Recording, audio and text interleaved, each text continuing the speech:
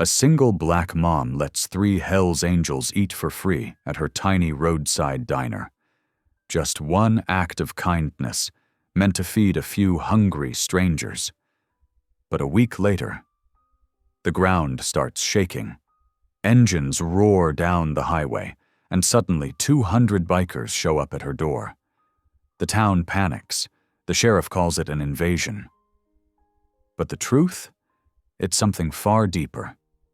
Because what started as one free meal is about to test everything she believes in: her faith, her safety, and her small town's idea of what goodness really looks like. They came to repay kindness. But when hate strikes back and the diner burns to the ground, can one woman's compassion rebuild what fear tried to destroy? Drop a comment below and share which part of the world you're tuning in from today. If you enjoy stories like this, don't forget to subscribe for more. The fluorescent lights hummed softly in Marcia's place, casting a pale glow across the worn linoleum floor. Marcia Williams moved her cleaning cloth in slow circles across the counter, each stroke a familiar motion after 12 years of running this little diner on Highway 41. The sound of rain drumming against the metal roof filled the quiet space, matching the heavy rhythm in her heart. "Mama, I finished wiping down the tables," David called from across the room. At 15, he was already taller than her, his lanky frame reminding her so much of his late father. "Thank you, baby." Marcia glanced at the cash register, its drawer holding barely enough to cover next week's basics. The sight made her stomach clench, but she kept her voice steady. "Make sure you get the corners good." In the corner booth, 8-year-old Alyssa's pencil scratched against her math worksheet, her small face scrunched in concentration. The little girl's braids bobbed as she counted on her fingers, whispering numbers under her breath. The neon sign outside flickered, its red glow reflecting off the wet pavement. Marcia could still remember when that sign drew in travelers from miles around, when every booth was full of familiar faces from town. But those days were long gone.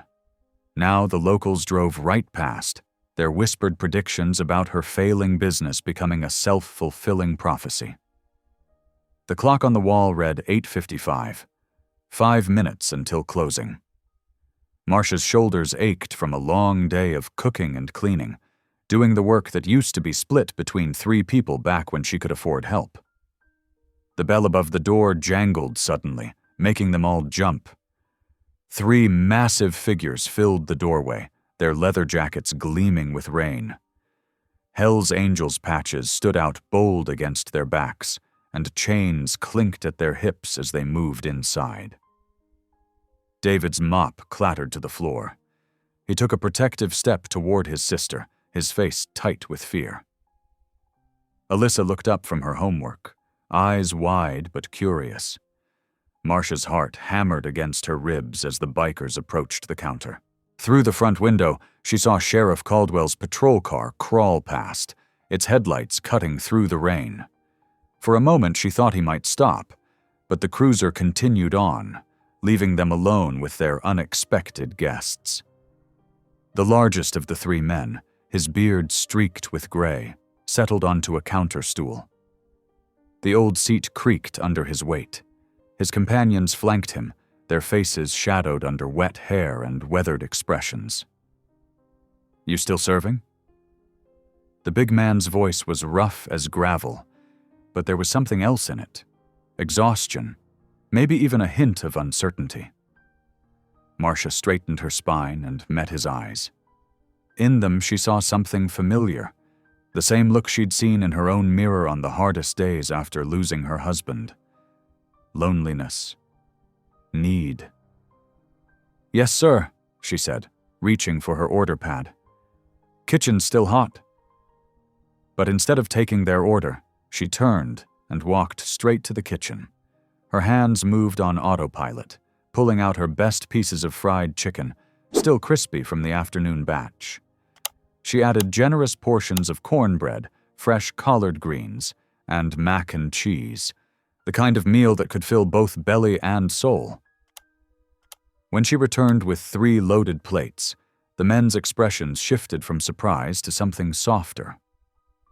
The big man stared at his plate for a long moment before speaking. "Nobody's treated us decent in weeks," he murmured, his voice barely above a whisper. They ate in silence, but it wasn't the tense quiet of earlier. David gradually relaxed his protective stance, though he kept glancing at the bikers between cleaning tasks. Alyssa returned to her homework, occasionally sneaking peeks at their visitors with undisguised curiosity. When the men finished eating, they stood as one, adjusting their heavy jackets. The leader reached into his pocket, and Marcia started to wave him off. She hadn't planned to charge them, but he moved to the tip jar instead. He dropped something inside, then placed a folded note beside it. The rumble of their motorcycles faded into the rainy night before Marcia reached for the jar. Inside was a single bill, and when she unfolded it, her hands began to shake. $1,000.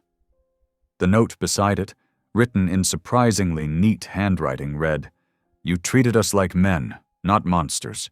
We won't forget this." Marcia stood there, holding the note, long after their taillights had disappeared into the darkness. The rain continued its steady pattern on the roof, but something had changed in the air of her little diner. David came to stand beside her, reading the note over her shoulder. "Mama?" he said softly. "You okay?" She nodded, carefully folding the note and tucking it into her apron pocket. The money would keep them afloat for weeks, but it was the words that touched her heart most deeply. Sometimes, she thought, the greatest act of faith was simply seeing the humanity in others when the rest of the world had turned away. The morning sun painted golden streaks across Marcia's worn linoleum floor as she restocked the napkin dispensers. Her mind kept drifting back to last night's unexpected visitors and their generous gift. The $1,000 bill was safely tucked away in her purse, though she'd read the note at least a dozen times since dawn. The bell above the door chimed, and Mrs. Peterson from the grocery store hustled in, her face pinched with concern. "Marcia Williams, I just had to come warn you. Everyone's talking about what happened last night." Marcia continued wiping down the counter, keeping her voice steady. "Good morning to you too, Mrs. Peterson." "Those men were Hell's Angels." Mrs. Peterson leaned forward, lowering her voice. "Feeding gang members. It could scare away what customers you have left. Think of your children." Before Marcia could respond, the door chimed again. This time it was Betty and Ruth from First Baptist, their Sunday hats still perfectly arranged despite the early hour. "We're just concerned, dear," Betty said, settling onto a stool. "You're inviting trouble, plain and simple." Ruth nodded vigorously. "What would your Harold say if he were still with us?" Marcia felt her chest tighten at the mention of her late husband, but she kept her composure. "Harold taught me that everyone deserves dignity, even folks others might look down on." David emerged from the kitchen, his young face clouded with worry. "Mama, maybe they're right. Those guys looked dangerous." Alyssa looked up from her coloring book in the corner booth. "But Mama always says Jesus ate with everybody, even when people got mad at him." The simple wisdom in her daughter's words brought a smile to Marcia's face. She gestured for David to join her and Alyssa in the booth, leaving the church ladies to their coffee and whispers. "Listen, both of you," she said softly. "Kindness doesn't depend on who's sitting at your table. Those men were hungry and tired, and they treated us with respect. That's all that matters." David fidgeted with a sugar packet. "But what if more of them come? What if—" The door chimed again, cutting him off. This time it was Jimmy Carter from the local paper, his camera hanging around his neck. "Mrs. Williams, heard you had some interesting customers last night. Mind if I ask you a few questions?" Before long, Jimmy had his notepad out, scribbling furiously as Marcia recounted the previous night's events. When she showed him the note, his eyebrows shot up. "Mind if I take your picture with that?" he asked, already adjusting his camera. Marcia smoothed her apron and held up the carefully folded paper. The flash popped, capturing her steady gaze and slight smile. As the day progressed, more people filtered in than she'd seen in months. Some came for coffee, others for pie, but all of them wanted to hear about the biker-feeding mom, as Jimmy's hastily printed article had dubbed her. The lunch rush actually felt like a rush for the Oi, first time since summer. David had to help wait tables while Marcia worked the grill. She could hear the murmurs, though, some admiring her courage, others questioning her judgment. "Takes a special kind of faith," she heard old Mr. Jenkins say to his dominoes partner. "Takes a special kind of fool," came the reply. By closing time, Marcia's feet ached, but the register held more than it had in weeks. After David helped Alyssa with her homework, and they both went up to bed in the apartment above the diner, Marcia sank into her favorite chair by the window. "Lord," she whispered, folding her hands in her lap, "thank you for this small miracle. Thank you for filling these seats again, even if it took something unexpected to do it." She paused, listening to the crickets outside. "But if the town turns against us for doing what's right, please give me the strength to stand firm and protect my children from any harm this might bring." As her prayer ended, she heard it, the distant rumble of motorcycles somewhere in the night. The sound was far away, probably on the highway, but it made her think of those 3 rain-soaked figures and their simple request for a meal. She sat there a while longer, watching the moths dance around her flickering neon sign, wondering what tomorrow would bring. The town's reaction had been as mixed as she'd expected, half admiring her courage, half judging her choices. But in her heart, she knew she'd done right by her conscience and her faith. The register might have been fuller, but it was the note in her apron pocket that gave her the most comfort. Sometimes the greatest rewards came from the simplest acts of kindness, even when, especially when, others didn't understand. Through the screen door, she could still hear those faraway engines echoing in the Tennessee night. The sound faded in and out like distant thunder, a reminder that beyond their small town's boundaries, there was a whole world of people just looking for a place that would welcome them with dignity. The morning sun cast long shadows across Marcia's diner as she prepared for the lunch rush. The coffee pot burbled steadily, and the griddle gave off its familiar warmth as she mixed another batch of cornbread batter. David was restocking napkin holders when the first tremors shook the windows. At first, it sounded like distant thunder, but the rumble grew deeper, steadier, until the glass rattled in its frames. The coffee in the pot rippled like something from a science fiction movie. "Mama?" David's voice cracked as he dropped the napkins. Before Marcia could respond, he darted outside. Marcia's heart jumped into her throat as she followed him to the door. The sound was deafening now, not just 1 or 2 motorcycles, but dozens upon dozens of them, their chrome flashing in the sunlight as they rolled into view. Like a well-choreographed dance, the bikes filled her parking lot in neat rows. Marcia counted at least 200 riders, their leather vests bearing patches she recognized from that rainy night. The Hells Angels had returned, but this time in force. David backed up against her, his shoulders tense. "Mama, what do we do?"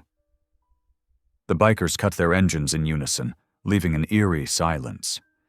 Then, one by one, they removed their helmets and formed a line that stretched around the building. Not a single one spoke. They just stood there, patient and oddly respectful, like churchgoers waiting for communion.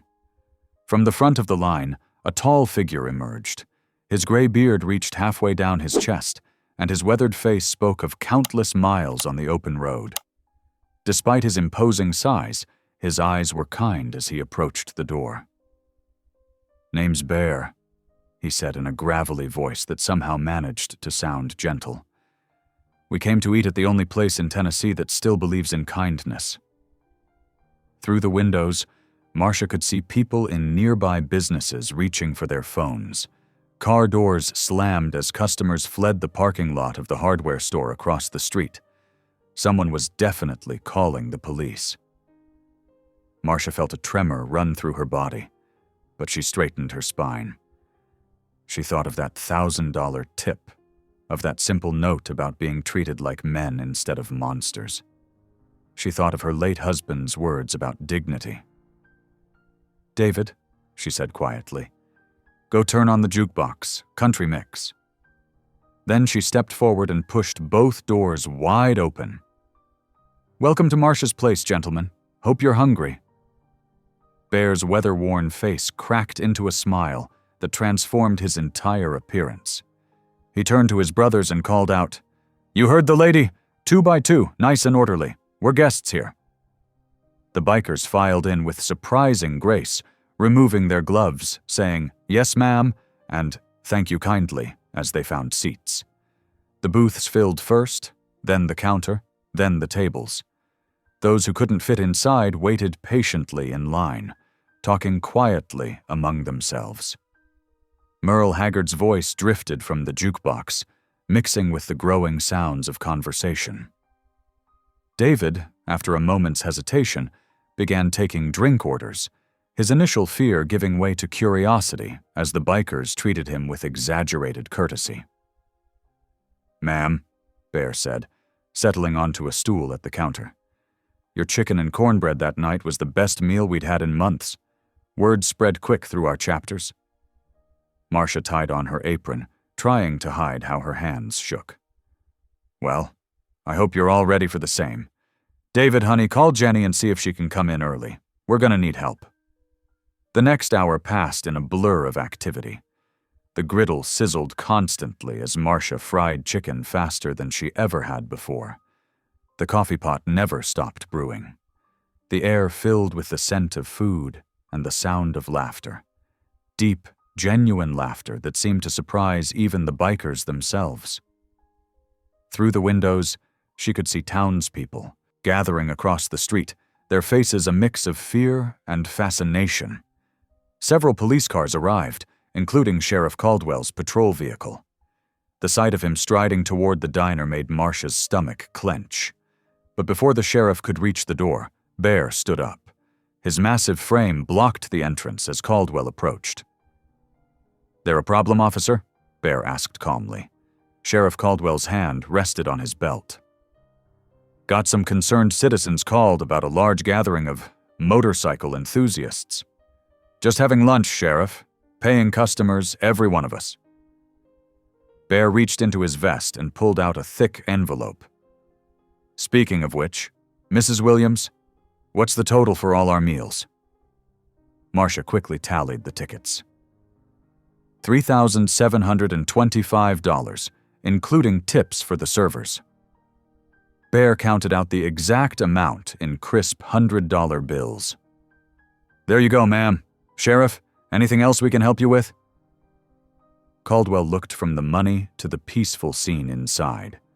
Bikers sharing meals, complimenting the food, helping David clear tables, and slowly shook his head. "Just keep the noise down when you leave." As the afternoon wore on, something remarkable happened. The initial tension melted away like butter on hot cornbread. Jenny, who'd rushed in to help wait tables, was soon laughing at the bikers' road stories. David found himself in an animated conversation about motorcycle engines with a group at the counter. The diner rang with the sounds of clinking plates, country music, and heartfelt thanks. Each biker made a point of personally thanking Marcia before leaving, many sharing stories of being turned away from other establishments.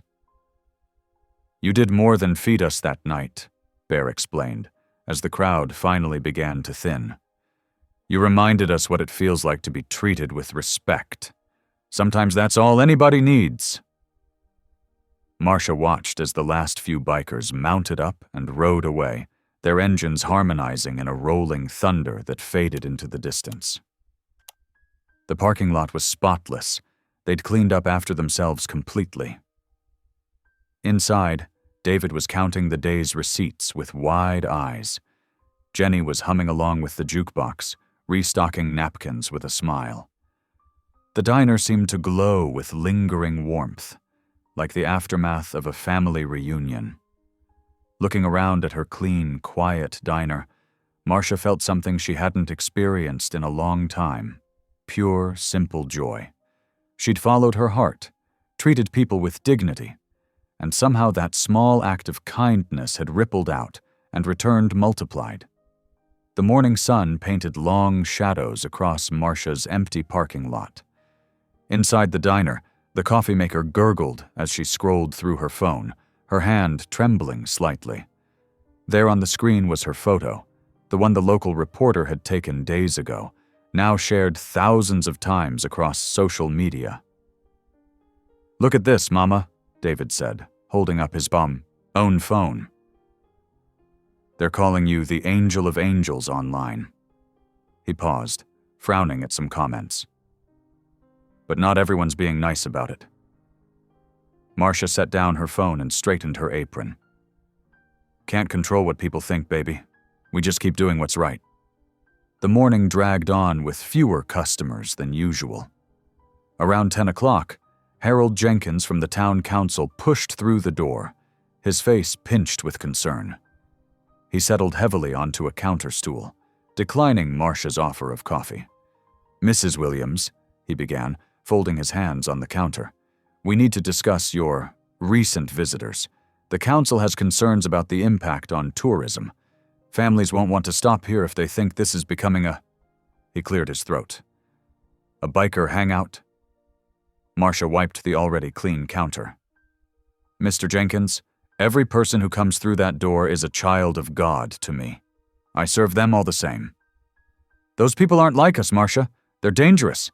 They're paying customers who treated my son with respect and left my place cleaner than they found it," she interrupted quietly. "Now, would you like some coffee?" Jenkins left without ordering, shaking his head.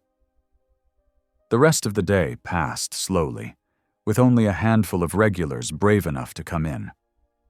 Marcia tried not to notice how some cars slowed down as they passed, drivers pointing and whispering. The next morning, David's shout woke her early. She rushed outside to find him staring at the diner's front window. Harsh red letters spelled out "Biker Trash Cafe" across the glass. Her heart sank, but she squared her shoulders. "Get the cleaning supplies, honey. We'll handle this." They were scrubbing at the paint when the familiar rumble of motorcycles approached. Bear pulled up with 3 other bikers, dismounting quickly when they saw the vandalism. The massive biker's face darkened with anger, but his voice remained gentle. "Step aside, David," he said, reaching into his saddlebag. "We brought something better than soap." He pulled out professional cleaning supplies and a can of paint that matched the diner's trim perfectly. For the next 2 hours, Bear and his brothers worked alongside David. They didn't just clean the graffiti. They repainted the entire storefront, touching up the worn spots and making the old sign shine like new. Marcia brought out coffee and watched them work, her throat tight with emotion. "Nobody's shown us kindness like you did," Bear said quietly, accepting a coffee mug. "That means something to us. We protect our own, Marcia. You've got the whole club watching your back now." The other bikers nodded solemnly. One of them, a younger man with careful hands, added delicate pinstriping to the sign that made it pop against the morning sun. "It's beautiful," Marcia whispered, watching the fresh paint dry. "Thank you all so much." "Thank you, ma'am," Bear replied, "for reminding us what dignity feels like." After they left, Marcia stood, in her kitchen, staring at a piece of cardboard. With careful strokes, she wrote out 4 simple words. David found her there, still holding the marker. "You sure about this, Mama?" After everything?" Marcia nodded, her eyes clear and determined. More sure than ever. Together, they hung the sign in the freshly cleaned window. "All are welcome here," it declared in Marcia's steady handwriting. The sun was setting when headlights swept across the diner's parking lot. Marcia tensed for a moment, then relaxed as she recognized Mrs. Peterson's minivan. The elderly woman had been coming in for coffee every Thursday for years, but had been notably absent lately. "I saw what they did to your window," Mrs. Peterson said, settling into her usual booth. "And I saw who helped clean it up. Made me think about some things." She reached across the table and squeezed Marcia's hand. "You're teaching us all something important, dear. Pour me a cup of coffee?" Outside, more headlights appeared on the highway. Marcia smiled, ready to welcome whoever might walk through her door next. The "All Are Welcome" sign caught the light, casting warm letters across the parking lot like a beacon in the gathering dark. The days following the graffiti incident brought unexpected changes to Marcia's place. Word had spread far beyond their small Tennessee town, drawing curious travelers from Interstate 65 who detoured just to meet the famous Marcia. They came clutching printed copies of the viral news story, phones ready to snap photos of the diner that dared to welcome everyone. "Are you really the lady who stood up to the whole town?" a young tourist asked, sliding into a booth with her family. Marcia just smiled, setting down their plates of golden brown chicken fried steak. "I just serve good food to good people, that's all." The bikers maintained their presence, but differently now. They came in smaller groups of 3 or 4, spacing their visits throughout the day. They called her Mama M, with a gentle respect that brought tears to her eyes. These rough men with weathered faces and calloused hands showed a side of themselves the town had never seen before. Old Mr. Thompson discovered this when his fence blew down during a storm. 3 bikers who'd just finished their lunch simply walked over and spent 2 hours helping him repair it. They refused payment, saying only, "Mama M would want us to help." The next day, Mrs. Roberts found them fixing her leaky roof. By week's end, the bikers had helped paint the Methodist church and repaired the playground equipment at the elementary school. Each time they worked quietly, efficiently, and disappeared before anyone could make a fuss. Inside the diner, David found an unexpected mentor in Jake, a young biker with skilled hands and a quick smile. Jake noticed the teenager's fascination with the motorcycles and started teaching him basic maintenance. "See this timing belt?" Jake explained, crouched beside his bike in the parking lot. "You've got to treat it gentle, like a lady. Listen to the engine. She'll tell you what she needs." David absorbed everything, his natural mechanical aptitude blossoming under Jake's patient guidance. When Jake taught him the basics of riding in the empty lot behind the diner, Marcia watched nervously from the window, but she couldn't deny the pride in her son's eyes when he managed his first careful circuit. "Don't worry, Mama M," Jake assured her. "Safety first, always. We're teaching him right." Meanwhile, 8-year-old Alyssa had become the diner's unofficial artist-in-residence. She sat in her usual booth, surrounded by crayons and paper, creating colorful drawings of motorcycles. The bikers treated each artwork like a precious gift, carefully taping them to their handlebars with clear protective covers. "Look, baby girl," Bear called out one morning, pointing to his handlebar collection. "Your red dragon bike drawing made it all the way to Memphis and back." The diner hummed with new energy. Locals and bikers shared coffee and conversation. The sound of laughter, real, genuine laughter, filled the space daily. Old prejudices began to crack as people discovered the humanity behind the leather vests. But not everyone embraced the change. Pastor Hill's arrival cast a shadow over the sunny afternoon. He stood stiffly by the counter, watching a group of bikers teaching David how to play chess. "Sister Williams," he said quietly, "might I have a word?" They stepped into the kitchen, where Marcia could still keep an eye on the dining room through the service window. "These men," Pastor Hill began, his voice heavy with concern, "they may seem friendly now, but they're dangerous. Their very presence brings sin and suspicion to our community. What message are you sending to your children? To the congregation?" Marcia wiped her hands on her apron, choosing her words carefully. "Pastor, I've seen them fix Mrs. Roberts' roof in the hot sun. I've watched them treat my daughter's crayon drawings like fine art. They call me Mama, with more respect than I've heard from some church members lately. But their reputation is not the whole story," Marcia finished firmly. "Jesus ate with tax collectors and sinners. He looked past reputations to see hearts." Pastor Hill's frown deepened. "This isn't about theology, Marcia. It's about safety, about propriety, about love," Marcia said simply. "It's about love, Pastor, the kind that doesn't pick and choose who deserves it." The pastor left without ordering, his shoulders tight with disapproval. That evening, after closing, Marcia sat in the quiet diner, watching raindrops catch the neon light from her sign.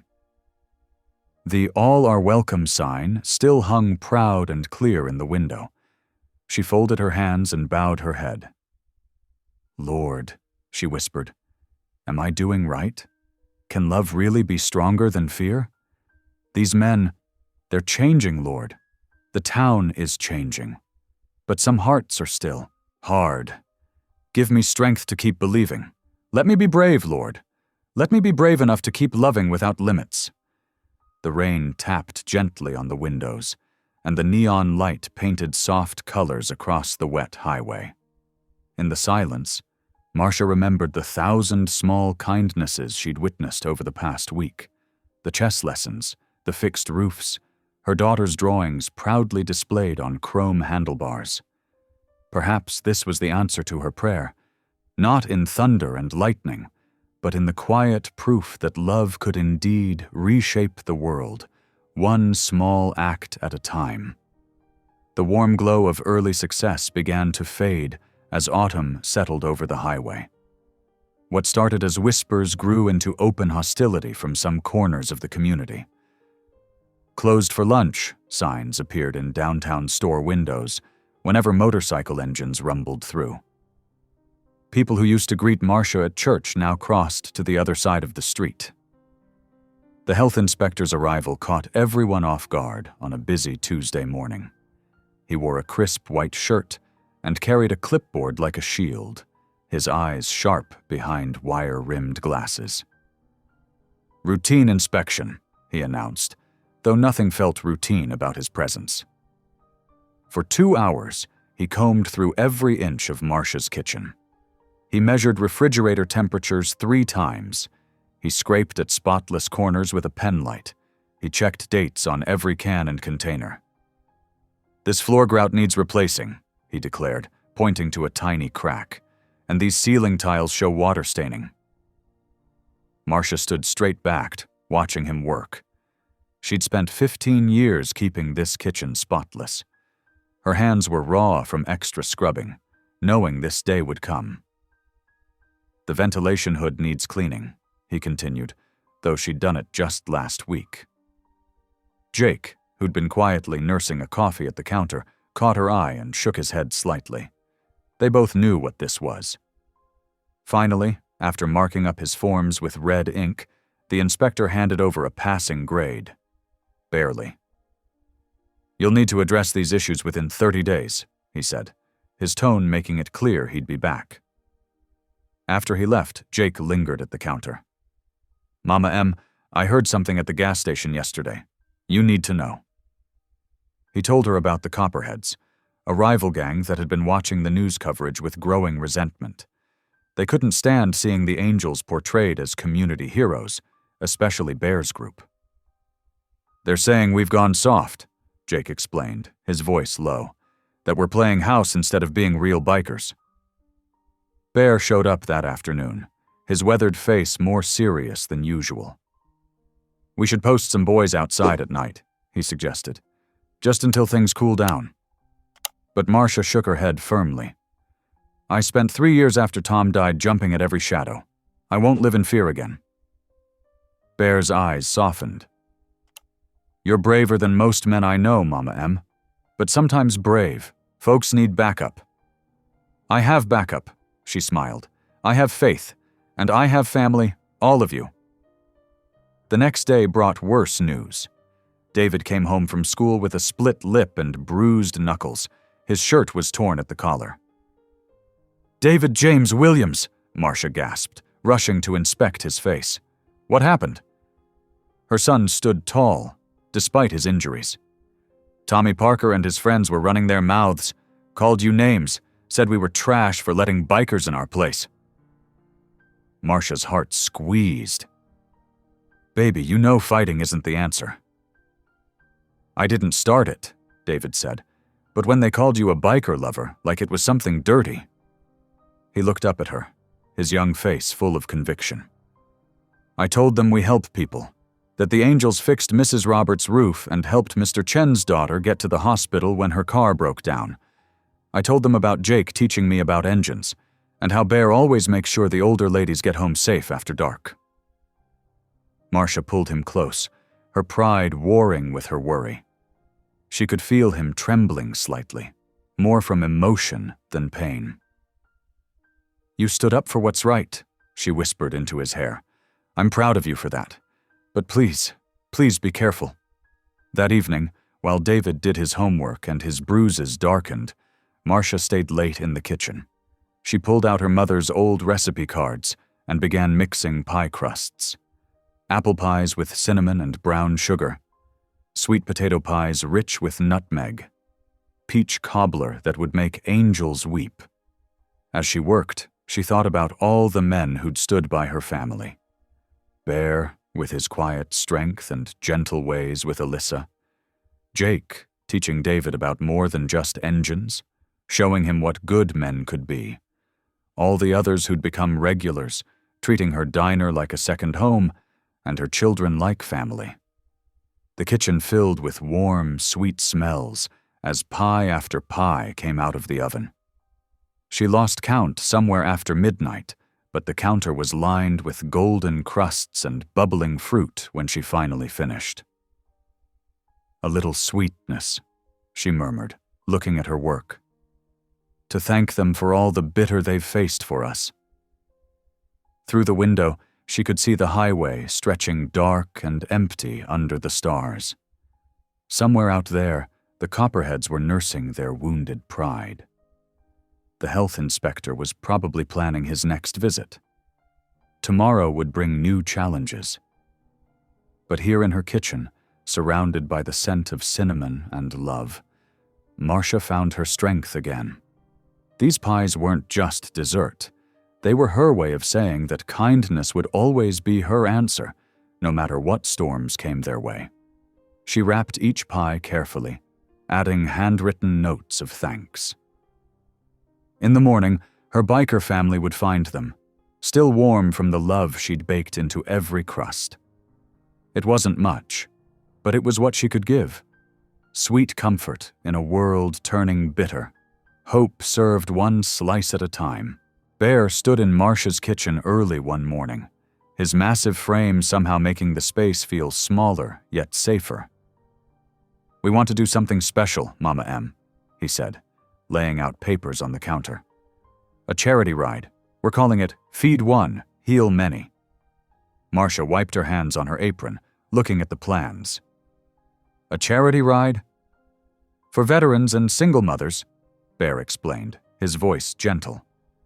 You showed us what one person's kindness can do. Now we want to spread that around. Word spread quickly. Bikers from Tennessee, Kentucky, Georgia, and Alabama began rolling into town. The municipal parking lot filled with chrome and leather as hundreds of motorcycles arrived. The town council met in emergency session, expecting chaos, but Bear had already thought of everything. Portable toilets, first aid stations, security teams. Local businesses, seeing the potential for profit, cautiously opened their doors. The hardware store put up a "Welcome Riders" sign. The pharmacy stocked extra sunscreen and water. Even Mrs. Chen's grocery store stayed open late. Marcia transformed her diner's parking lot into an outdoor gathering space. String lights crisscrossed overhead, swaying in the warm breeze. Church ladies who'd once whispered about her now helped set up folding tables and chairs. The smell of barbecue smoke drifted across town as 3 huge grills worked overtime. The Moore Sisters, a local gospel group who'd been singing in church since they were children, set up near the diner's entrance. Their harmonies floated over the crowd. Amazing grace, this little light of mine, lean on me. Bikers and townspeople alike found themselves swaying to the music. David and Jake worked together, directing parking and helping elderly visitors find seats. Alyssa flitted between tables with water pitchers, her braids bouncing, receiving high fives from leather-clad men who treated her like a princess. "Never seen anything like it," Sheriff Johnson muttered, watching bikers help a grandmother from her car. "These the same fellows we were worried about?" Prayer circles formed spontaneously throughout the day. Marcia watched in amazement as weathered bikers joined hands with church deacons, heads bowed together. They prayed for veterans struggling with PTSD, for single mothers working 2 jobs, for healing in a divided world. One elderly biker, his vest covered in Vietnam service patches, broke down crying during a prayer. "Haven't felt welcome in a church since 1972, he said. 3 grandmothers from First Baptist surrounded him with hugs. The donation box near the registration table grew heavy with cash and checks. Local businesses contributed gift cards and services. The hardware store offered free home repairs for single mothers. The auto shop promised oil changes for veterans. From her vantage point near the diner's door, Marcia spotted Pastor Hill standing at the edge of the crowd. He watched the scene unfold.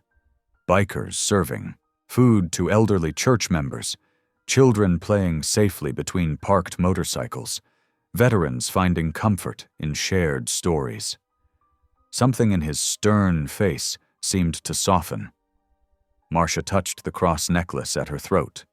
Tom's cross, the one he'd worn through 2 tours in Iraq before coming home to start their family. Before the drunk driver took him away. "You'd love this, baby," she whispered. Bear appeared beside her, quiet as always despite his size. "You doing okay, Mama M?" She nodded, wiping her eyes. "More than okay. This is what healing looks like." The afternoon mellowed into evening. The string lights twinkled overhead like earthbound stars. The Moore sisters switched to softer songs as people gathered in small groups, sharing stories and breaking bread together. Marcia found her children sitting at a picnic table with Jake and some other bikers. David was explaining his latest school project to an attentive audience. Alyssa had fallen asleep against Jake's leather vest, clutching her favorite stuffed unicorn. "Come here, Mama," David called, patting the bench beside him. Marcia sat down, drawing both her children close. Above them, the string lights swayed gently in the breeze. The air smelled of barbecue and possibility.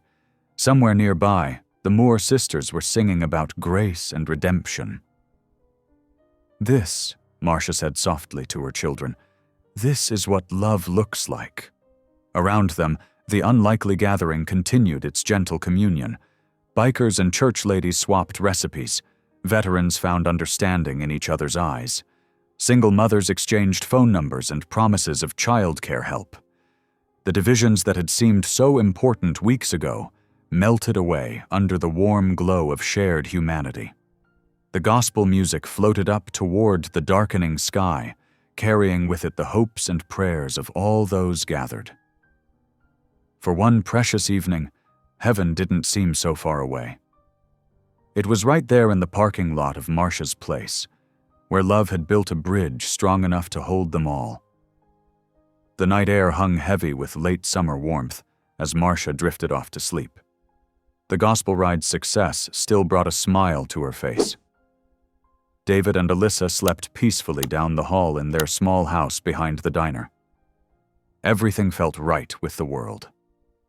At 3:17 in the morning, the scream of sirens jerked Marcia from her dreams. The acrid smell of smoke filled her lungs before her eyes even opened. Through her bedroom window, angry orange flames lit up the night sky. "Mom!" David's voice cracked with panic. "The diner's on fire!" Marcia stumbled into clothes, her heart pounding. By the time she made it outside, David had already dragged the garden hose towards the building. The flames reached hungrily toward the stars, consuming the place she'd poured her heart into for the past 5 years. "David, get back!" she screamed, watching in horror as her son tried to fight the inferno with nothing but a garden hose. The heat pushed them both backward, singeing their eyebrows. The diner's windows exploded outward, showering the parking lot with glass. Alyssa appeared beside them in her pajamas, clutching her stuffed unicorn.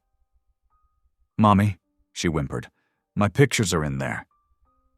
Red and blue lights strobed through the smoke as police cars and fire trucks roared into the lot. Officers jumped out with guns drawn, sweeping the area as if expecting to find bikers lurking in the shadows. "I knew those angels would bring trouble," one officer muttered, loud enough for Marcia to hear. "Probably revenge from rival gangs." The fire chief directed his crew to battle the flames, but Marcia could see in his eyes that it was already too late. The old wooden building didn't stand a chance. All she could do was hold her children and watch as her dreams turned to ash. Dawn painted the sky in cruel shades of pink and gold. The firefighters finally extinguished the last flames, leaving behind a smoking skeleton of charred timber and melted plastic. The morning light revealed something that made Marcia's blood run cold. A crude snake symbol painted on the back wall, the signature of the Copperhead Gang. News vans began arriving before the fire trucks even left. Reporters thrust microphones in Marcia's face, their questions feeling like accusations. "Did your association with the Hells Angels lead to this attack? Were you aware of the risks when you welcomed gang members? How do you respond to accusations that you endangered the community?" Marcia couldn't answer. Soot streaked her cheeks, mixed with tears she couldn't stop. The diner had been more than just a business. It was Tom's legacy, their children's future, a symbol of hope in a divided world. Now it lay in ruins because she dared to show kindness to the wrong people. The insurance adjuster arrived mid-morning, clipboard in hand. He barely looked at the destruction before delivering his verdict. "Claim denied. Your policy explicitly excludes damage resulting from gang-related activity." The words hit her like physical blows. No insurance, no savings, no way to rebuild. Her legs gave out then. Marcia fell to her knees in the ashes of her dream, bits of charred wood crunching beneath her.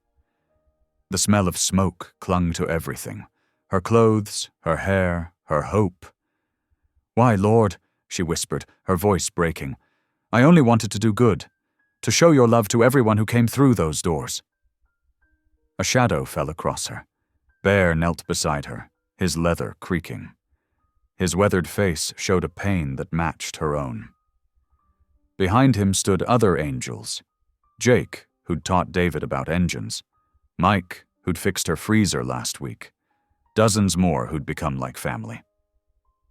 "We'll make it right, Mama M," Bear promised, his gruff voice gentle. "One way or another." Marcia looked up at him through tear-blurred eyes.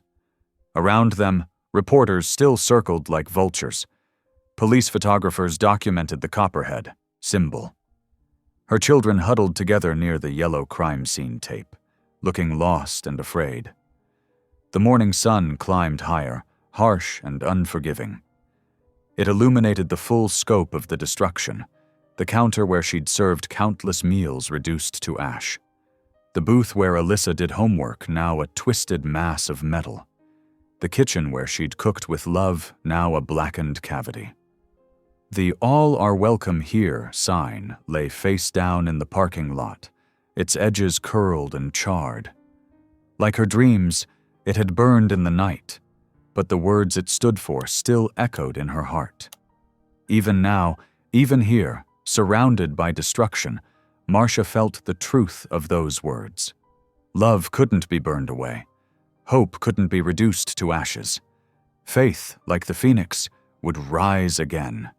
David appeared at her other side, his young face streaked with soot and determination. He wrapped his arms around her shoulders, strong despite his tears.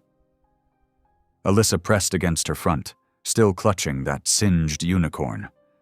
Bear's promise hung in the air between them. "We'll make it right."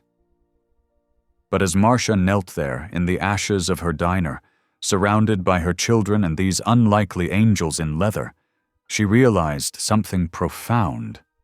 In the ways that truly mattered, it already was right. Love had built this family. Love would rebuild from these ashes. The smoke continued to rise in thin tendrils toward the morning sky, carrying with it the scent of destruction. But beneath the acrid smell of loss, something else remained, the unshakable fragrance of hope. The morning after the fire, Marcia's world divided into before and after. The charred remains of her diner stood as a stark monument to hatred, but what happened next revealed both the worst and best of human nature. Pastor Hill's wife drove past slowly, calling out her window, "The Lord works in mysterious ways." Her smile cut deeper than any knife. Others nodded in agreement, whispering that this was divine retribution for harboring those people. But not everyone celebrated her loss. Mrs. Jensen from the library arrived with a steaming casserole and tears in her eyes. "This isn't right," she said, pressing the dish into Marcia's hands. "This isn't what our town should be." Throughout the day, more dishes appeared, quiet offerings from those who couldn't speak against the majority, but wouldn't stand silently by. David and Alyssa worked tirelessly among the ruins. David's face was set in grim determination as he filled garbage bags with broken glass and splintered wood. Alyssa collected half-melted silverware, carefully wiping each piece clean as if it might somehow restore what was lost. "Mom," David said, holding up the charred frame of a family photo. "We're going to fix this, right?" Marcia pulled him close, his 15-year-old frame already taller than hers. "Yes, baby. Somehow." Bear and Jake arrived mid-morning with a convoy of bikers. They worked methodically, sorting salvageable materials from debris, documenting everything for insurance appeals. Jake showed David how to safely handle the wreckage, teaching him about structural integrity even in destruction. "Mama M?" Bear said, his voice rougher than usual. "We've got brothers coming in from 5 states. Nobody does this to family." The weight of loss pressed heavy on Marcia's chest, but she refused to let it crush her spirit. She found an old folding table in her garage and set it up near the parking lot. With her home coffee maker and some paper cups, she began serving hot coffee to the firefighters who had stayed through the night. One firefighter tried to refuse. "Ma'am, after what happened—" "If kindness started it," Marcia said softly, pressing the cup into his hands, "kindness will finish it." Bear watched this exchange, something shifting in his weathered features. He pulled out his phone and started typing. Within minutes, he showed her the post. "Our Mama M fed everyone who came through her doors, bikers, truckers, locals, strangers. She gave when she had nothing left to give. Last night, cowards burned down her diner. Let's rebuild Mama M's place. Show the world that love is stronger than hate." He added links for donations and her story. "Hope you don't mind," he said gruffly.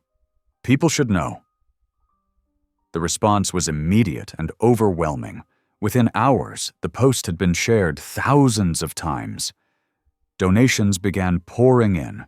$5, $20, Hundreds of dollars. Messages flooded in from across the country. Your courage inspires us. Thank you for showing true Christianity. My brother is a biker. Thank you for seeing past the leather. By late afternoon, the first truck arrived.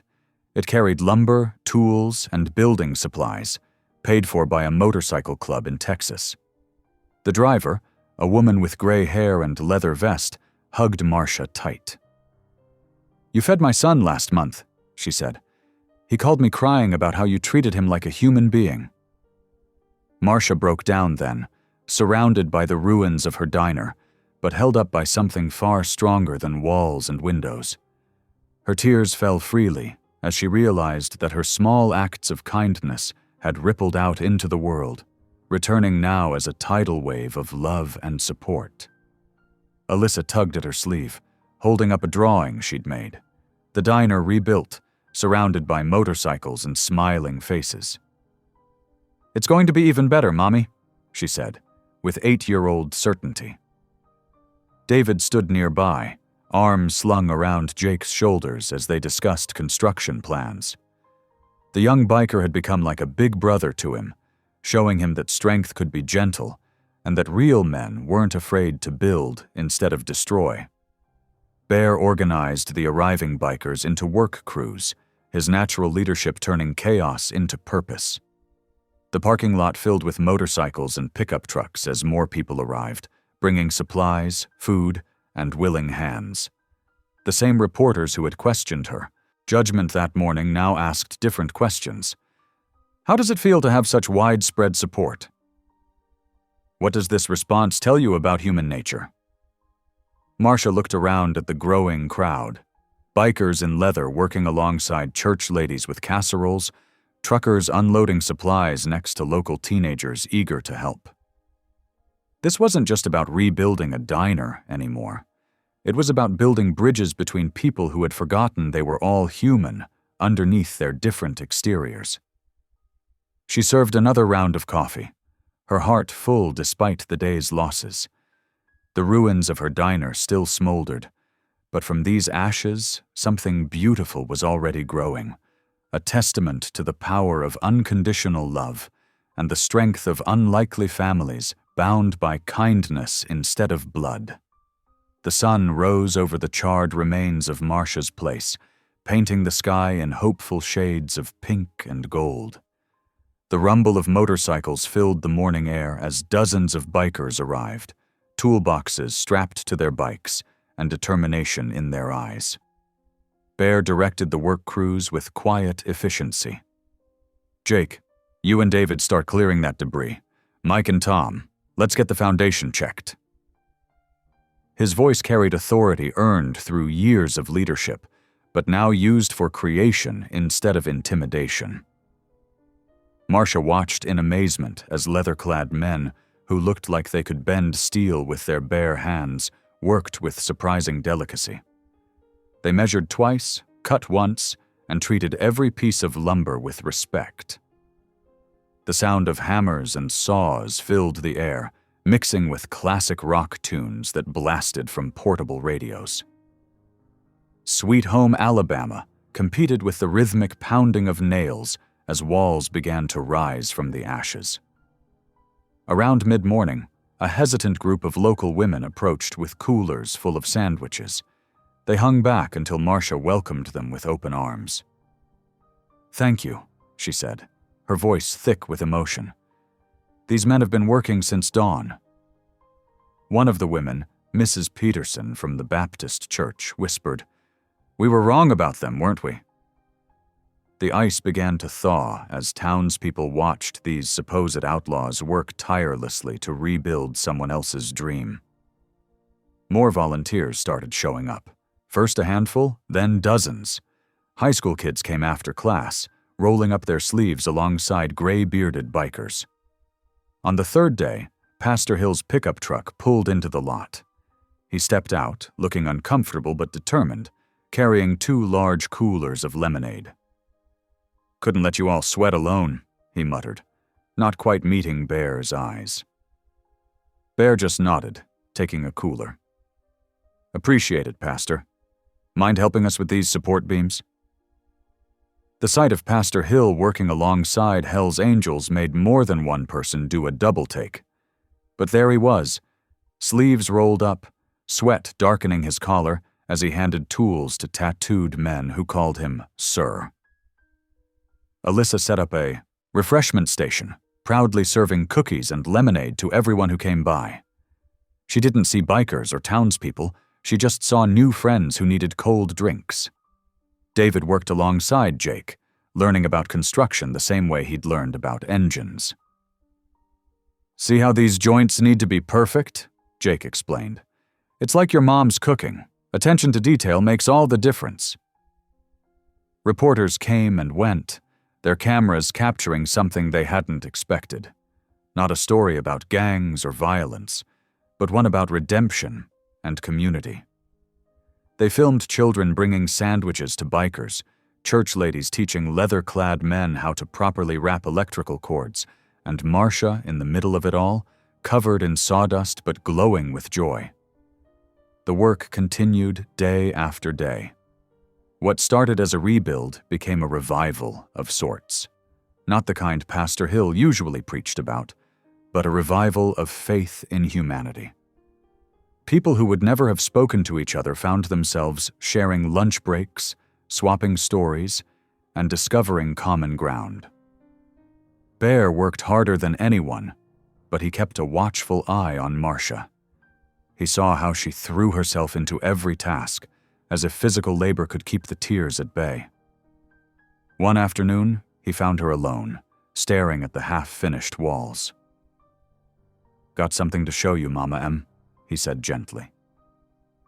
From his saddlebag, he pulled out a wooden sign, carefully wrapped in cloth. The wood was rich and dark, hand-carved with loving detail. As he unwrapped it, the words, "Grace Highway Cafe," emerged, each letter telling a story of craftsmanship and care. "I had our best woodworker make it," Bear explained. "Seemed fitting. Grace brought us all together, right here on this highway." Marcia's fingers traced the letters as tears spilled down her cheeks. "It's perfect," she whispered. Together they carried the sign to the nearly completed entrance. Bear held it steady while Marcia drove in the nails, each strike echoing with purpose. When they stepped back, the setting sun caught the polished wood, making it glow like a beacon. The worksite grew quiet as people noticed the sign. One by one, they gathered around, bikers and townspeople standing shoulder to shoulder. The air was thick with the smell of sawdust and fresh paint, but also with something else. Hope, perhaps, or the scent of love made visible through hammer and nail. Looking at the faces around her, David proud and tall, Alyssa beaming, Bear's quiet satisfaction, Pastor Hill's thoughtful nod, Jake's gentle smile. Marcia felt her heart might burst. The flames had taken her diner, but they had given her something far more precious. Proof that love could rebuild faster and stronger than any fire could destroy. The new cafe wasn't just a building rising from ashes. It was a testament to the power of kindness to transform lives. Every beam, every nail, every paint stroke carried the fingerprints of people who had chosen to see past their differences and build something beautiful together. As the sun set, casting long shadows through the unfinished walls, the sound of laughter and gentle conversation filled the air. Tomorrow would bring another day of work, but tonight they could all rest knowing that Grace had found its way home on this stretch of highway. The morning of the grand opening dawned bright and clear, as if even the heavens wanted to celebrate. By 7 o'clock, the parking lot of the newly rebuilt Grace Highway Cafe was already filling up. Chrome motorcycles gleamed in neat rows beside minivans and pickup trucks, a testament to the unlikely family that had grown around Marcia's dream. Marcia stood in the spotless kitchen, running her hands over the new countertops. Everything smelled of fresh paint and possibility. David poked his head through the door, grinning. "Mom, you've got to see this. The whole town is coming." Outside, the transformation was breathtaking. Strings of lights crisscrossed overhead, and tables dotted the expanded parking area. A gospel choir from First Baptist Church was setting up near the entrance, their robes brilliant in the morning sun. Church ladies arranged endless platters of food on long tables, while bikers helped set up chairs. Bear stood near the entrance, looking almost uncomfortable in a clean black shirt, his silver beard neatly trimmed. He watched as Jake and David directed traffic, the two of them working in perfect sync. Families poured in from every direction, children running excited circles around leather-clad bikers who smiled and offered high fives. At 9 o'clock sharp, the choir burst into song, their harmonies soaring over the crowd.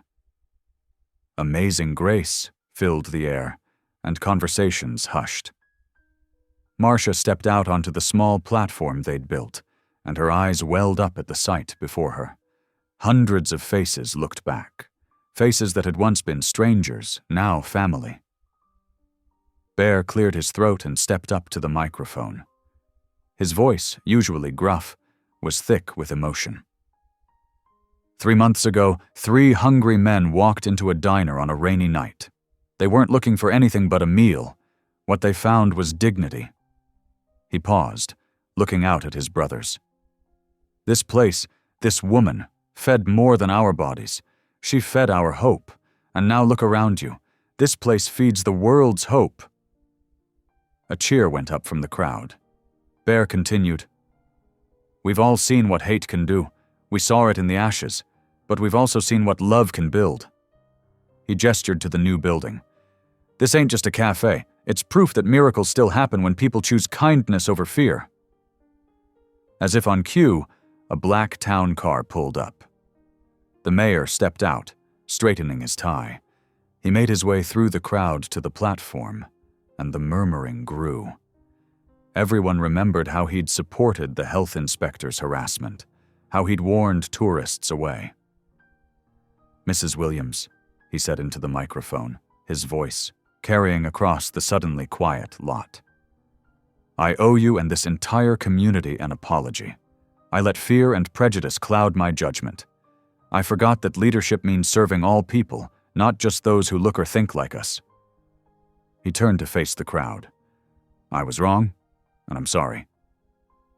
Marcia hugged him, right there in front of everyone. The choir broke into "This Little Light of Mine," and the tension dissolved into joy.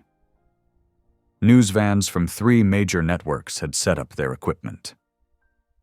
A reporter from CNN stepped forward with a microphone, catching Marcia as she stepped down.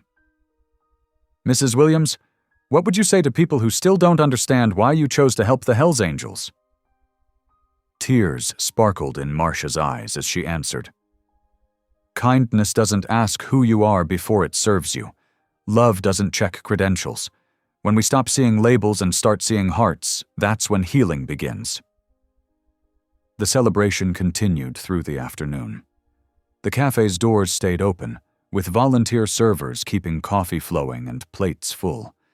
Children played tag between the motorcycles, while their parents chatted with bikers about family and faith. As the sun began to sink toward the horizon, Jake and David mounted their bikes. They'd spent weeks planning this moment, the first charity ride of the Grace Highway Foundation. 50 bikes lined up behind them, each rider wearing a vest with the new logo, a coffee cup wrapped in wings. "Ready?" Jake asked David, who sat tall on his learner bike. David nodded, his face glowing with pride. They led the procession out onto the highway, the rumble of engines drawing everyone to watch.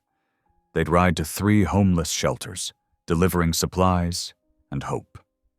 The remaining bikers lined up their motorcycles in a semicircle.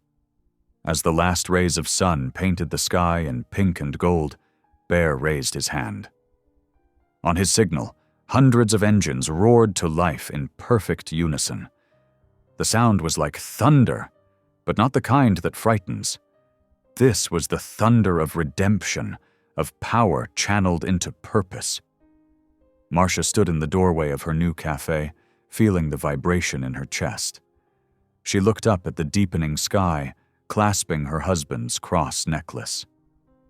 "Thank you," she whispered, her words carried away by the engine's roar.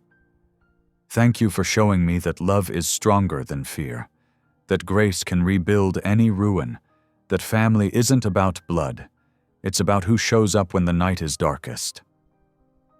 The engines revved one final time, a salute to hope, to second chances, to the power of one small act of kindness that had changed countless lives.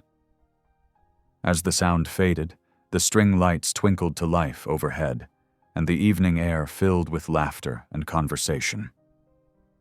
Grace Highway Cafe glowed like a beacon in the gathering dusk, its doors open wide to welcome anyone who needed a place to belong. The summer heat had settled into a gentle autumn warmth as Grace Highway Cafe flourished under Tennessee skies. 6 weeks after the grand reopening, cars and motorcycles still filled the parking lot from sunrise to sunset. License plates from all 50 states told the story of how far people would travel to see the place that kindness had rebuilt. Inside, the walls gleamed with framed photographs chronicling the rebuild. Images showed bikers wielding hammers, local folks bringing lunch, and children passing water bottles in the summer heat. At the center, a brass plaque caught the sunlight. "Dedicated to those who chose love over fear." David, now 15 years old, moved with newfound confidence through the busy dining room. He'd grown inches taller since that first rainy night, and Marcia watched with pride as he managed the afternoon rush with ease. "Order up for table 6, he called, balancing plates with the skill of a seasoned waiter. In the corner booth, 8-year-old Alyssa sat surrounded by paintbrushes and cups of water. Her latest mural was taking shape on the back wall, massive angel wings spreading across the bricks, each feather detailed in shades of gold and silver. Customers often posed between the wings for photos, sharing their visits on social media with hashtags like #ChuartKindnessWings and Grace Highway. "Looking good, little artist," Bear's gruff voice called out as he entered. The big biker came by at least twice a week now, usually with different riders in tow. Today, he had 3 newcomers with him, young bikers who'd heard the story and wanted to see for themselves. "Uncle Bear!" Alyssa jumped up, paint-stained hands reaching for a hug. He scooped her up, not minding the smudges on his leather vest. The title Uncle had come naturally, just as calling Marcia family had felt right from the start.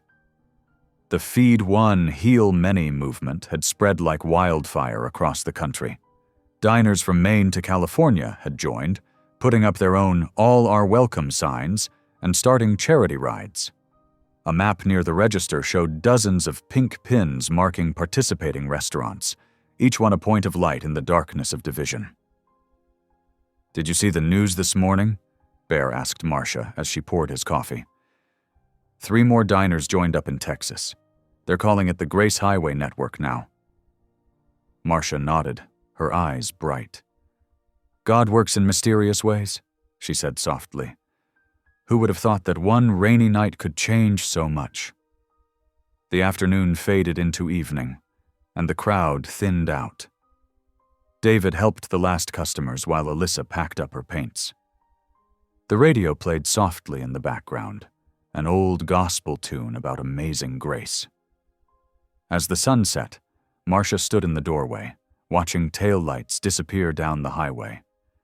The neon sign cast a warm glow across the parking lot, and somewhere in the distance, a motorcycle engine rumbled like distant thunder. "We fed 3 hungry men," she whispered to the gathering dusk, "and found 200 brothers." Tears slipped down her cheeks, but her smile was radiant.